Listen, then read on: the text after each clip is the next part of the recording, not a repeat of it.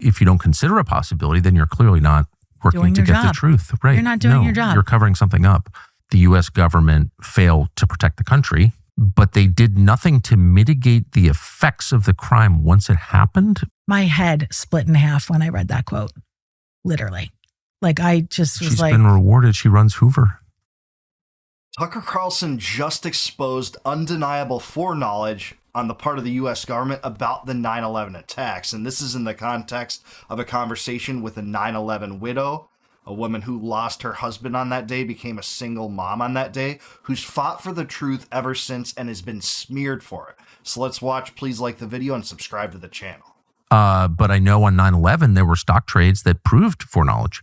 Absolutely. Of the airlines, of the banks, in the buildings that were hit. And the U.S. government said, yeah, we know who did those. We executed those trades, but we were not going to tell you. Isn't that unbelievable? Well, what is that?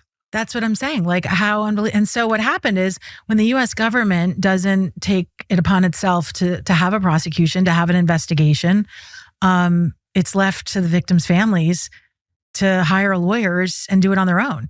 And you're really hamstrung to do that. Like, you're talking about a terrorist attack where all the documents are classified. It's all held by the government. Everything that you need to learn about your case, to build your case, is in the government's hands. And the government refuses to give you that information.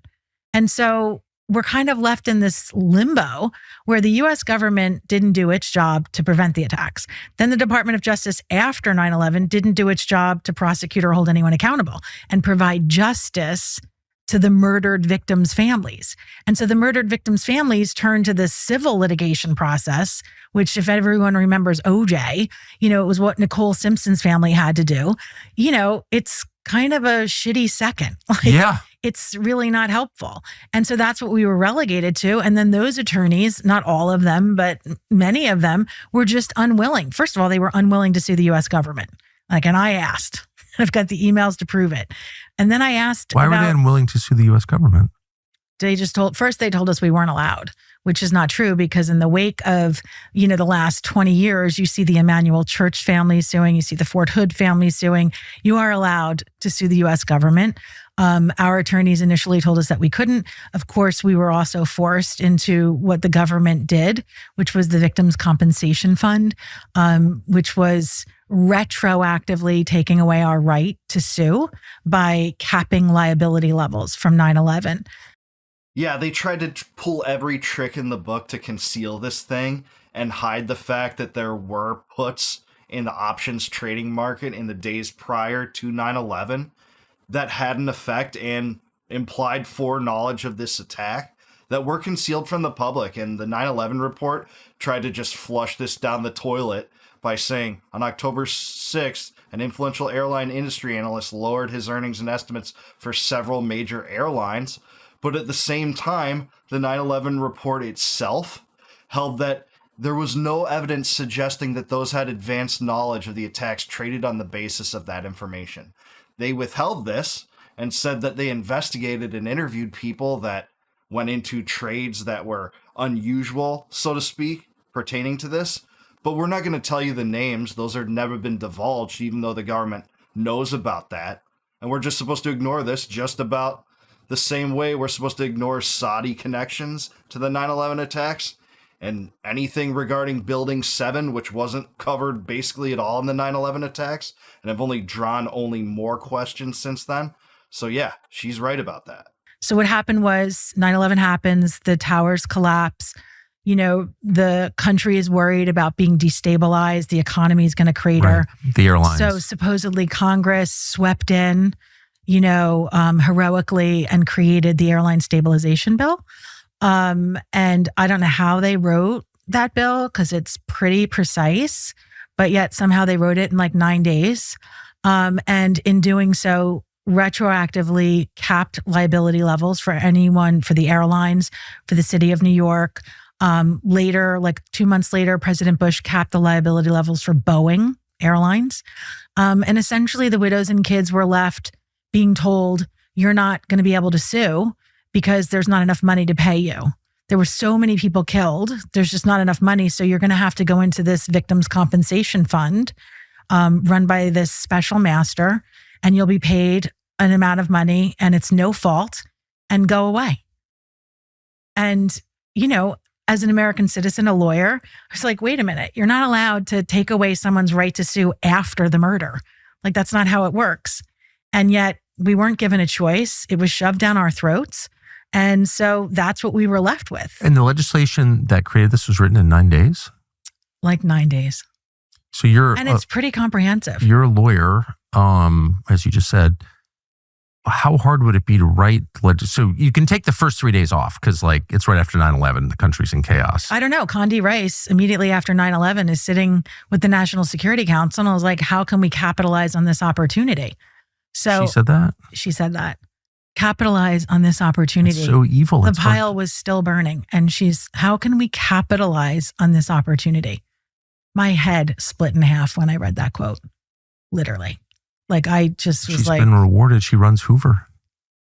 Yeah, she has been rewarded, and the families have been given the shaft by the government in so many ways on this. Uncovering this has brought many eyes toward this, even this many years later, and Tucker's series on it covering it has done that. But fact check, she's exactly right. This legislation was written within 9 days of the 9/11 attacks. Here's the bill. I found it in PDF form.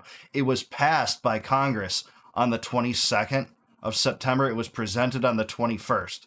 So if you're saying that it wasn't started to being written on the actual day of the attacks, 9/11, it took 9 days. And if you're scrolling to the bottom of here, it says it. It was approved on September 22nd, 2001. This bill literally was bailing out the airline industries, even though there's a lot of evidence that analysts connected to the airline industries had foreknowledge of the attacks. This bailed them out 9 days afterward. Comprehensive.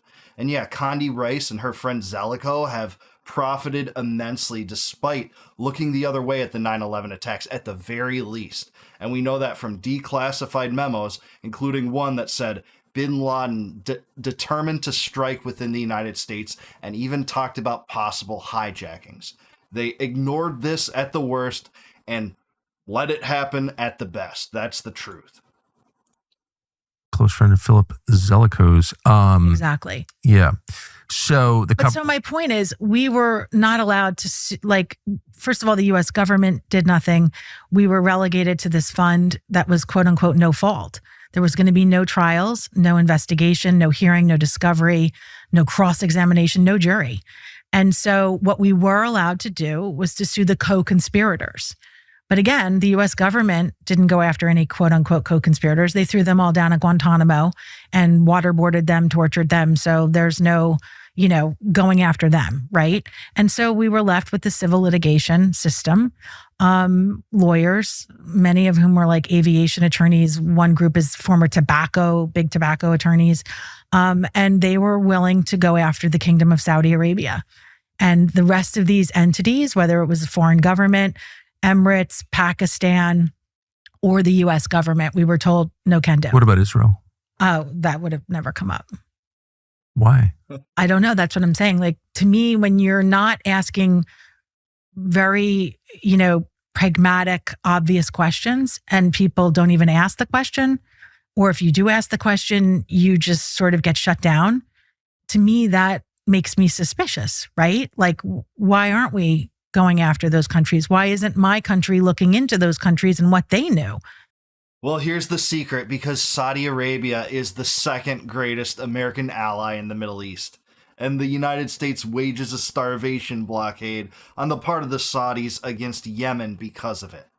And it's been that way for many decades. The actual war has been going on for over a decade, but the U.S. government has been linked to the Saudis for longer than that. And they treat U.S. families like this lady's like dirt, not getting to the bottom of the answers and prioritizing these foreign regimes. And guess what? Especially the Israeli regime. But she's right. And beyond this, there's even more evidence that the United States had advanced foreknowledge of this, because we know that two of the 9/11 hijackers, Nawaf al-Hazmi and Khalid al-Midhar, the CIA was trying to recruit those two hijackers through a Saudi intelligence figure named Omar al-Bayoumi. Now, Omar al-Bayoumi helped them get their start in San Diego. They were part of the San Diego cell there. And by proxy, the CIA got Bayoumi to try to recruit them to be inside men into Al-Qaeda. And the CIA didn't give this information to the FBI and until August of 2001. And by that time, the plot was hatched. The plot was finished. You know, Bayoumi said when interviewed, like, I just met these guys in a chance location in a halal cafe in Los Angeles. But he's the one that set them up with apartments, with living items, with identification cards, help them get their start in the United States. And even the FBI acknowledges, due to a declassified document, I believe it was declassified in 2022, that says that even the FBI of all entities believe that Omar al-Bayoumi had at least a 50% chance of foreknowledge about the attacks. We never got that. We never got that knowledge, and we never got told the truth about that. And yet there's never been an interest. And I think that that's suspicious. Well, by definition. I mean, science and law enforcement have one thing in common. Every possibility has to be considered, maybe immediately discarded. But if you don't consider a possibility, then you're clearly not working to get the truth. Right. You're not doing your job. You're covering something up, not trying to illuminate it. Yeah, again, by definition. I can't let this pass. I don't want to forget to ask you about it. At the outset of our conversation, you said not only did the U.S. government fail to protect the country, prima facie, but they did nothing to mitigate the effects of the crime once it happened. Something like that. What does that mean? Right. So not only did they fail to prevent the attacks from happening, Yes. which Tom Keane, commissioner of the chairman of the 9/11 Commission, clearly said, the 9/11 attacks 100% could have and should have been prevented. There was enough information in the pipeline for it to be stopped on a number of occasions. It's not just like one instance, several instances where the plot could have been unraveled, stopped, 3,000 lives saved, okay? Or at least the attack delayed in enough time to learn more and really stop the ultimate attack. That's number one. But on the day of 9/11, the U.S. government did absolutely nothing in a defensive posture to mitigate the damage of the attacks. What does that mean? First and foremost, my husband was on the 94th floor of the second tower. He called me after the first building was hit. And he's like, I don't want you to worry. It's not my building. Don't worry. And I said, you know, what's going on? I'm truncating the story. And he said, they're telling us to stay at our desks.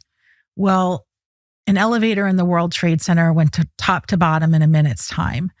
If at 8:58, the Port Authority and the companies didn't tell people like my husband to stay at their desks and told them to evacuate, those people would have gotten below the zone of impact and survived in the second tower. In my opinion, there is no excuse for any loss of life in the second building. And this is exactly correct. This is widely documented. They made up several excuses to justify this, to not allow people to escape, saying that, you know, this would just increase people's frustrations and anger and, you know, irritability by asking them to evacuate. And there was all sorts of excuses under the sun to justify this, wrongly so, and they continue to lie about it year after year after year when so many more lives could have been saved. And in the first building, the only loss of life should have been above the impact zone, okay? That's one way that lives could have been saved and damage could have been mitigated. Number two, Christy Todd Whitman told the rescue workers, all of New York, that the air was safe to breathe. We were told early on when people caught, you know, that we were, you know, the Jersey girls were fighting and trying to get the truth. We were told that the sniffers that were put around ground zero, they're supposed to be at a certain height above the ground to sniff the air. They were above the point where they were supposed to be, so that the air that they were testing wasn't the actual air that people were breathing. Okay. Another prime example, the air was not safe to breathe. I don't know what was used in those attacks, but I know that it's caused a lot of cancer. Okay. But I think that's pretty much proven at this point. I think it's pretty much proven. Certainly is proven. And the 9/11 Commission was a total sham. You know, first of all, George W. Bush was dragged kicking and screaming to even allow for such a commission to study this terrorist attack and what led to it and what the deep state knew about it.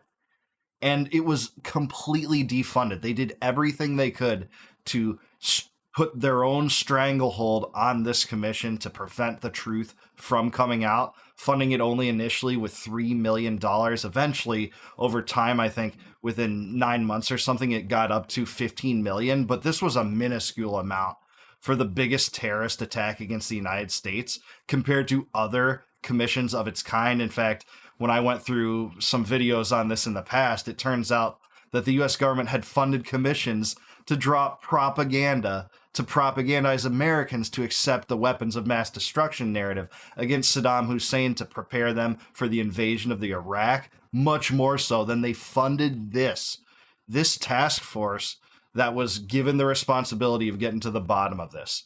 And we'll never get the answers. They didn't tell us the truth. They withheld the Saudi connections and in redacted pages for years and years and years that didn't come out until the prodding of people like Thomas Massey and Justin Amash, to their credit.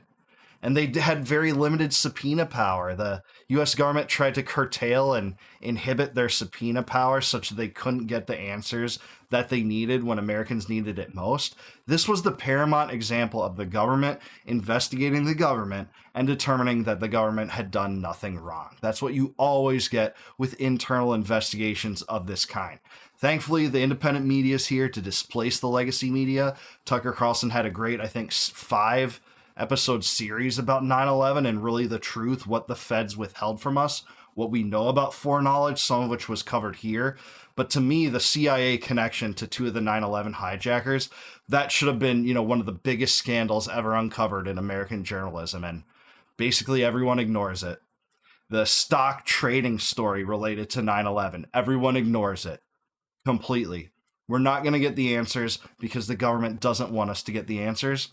And instead of giving us the answers and treating us like human beings, despite them being parasitic, living off of us and the extortion apparatus that supports them, the IRS, they will drag women like this that lost their husbands through the dirt as they sought the truth for decades over time. That's what our government does. There's no more heinous activity and behavior than what they've shown in that regard, is there? But I do want to hear what you guys have to say. Do you agree with this? Anything else that indicates foreknowledge of the 9/11 attacks? We have Abel Danger at the CIA, with several CIA officers saying that not only Muhammad Atta, but some of the other hijackers were identified prior to 9/11. There's that too. There's all sorts of stories like this. Let me know your thoughts in the comments down below. Like the video, subscribe to the channel, also subscribe to Tucker Carlson. Thanks for this awesome segment. Great interview with this lady. I recommend you watch the whole thing.